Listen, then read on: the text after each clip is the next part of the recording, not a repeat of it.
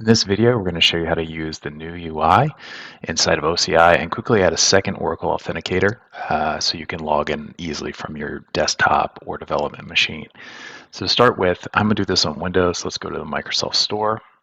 Inside the store, you're going to want to go look for the Oracle Authenticator if it's not installed. You can see it's right here. All right, so download and install that. I've already got that installed on my machine just to save some time. Okay, and now we can go back into OCI, and when you're logged into your account, you want to go to your profile. You want to go over to security. You want to go down to two-step verification and click Add Mobile App.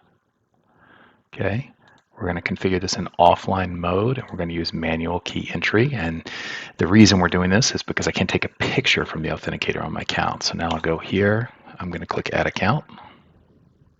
Enter key manual, select Oracle. We're going to grab this key right here,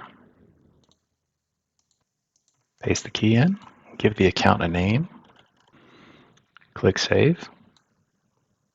Okay, now we go down here, we're going to grab this code, paste that in here, and click Verify. And now our mobile app has been added, right?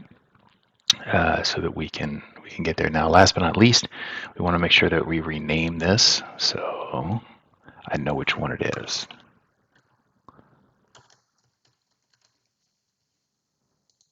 Okay. And we're ready to go.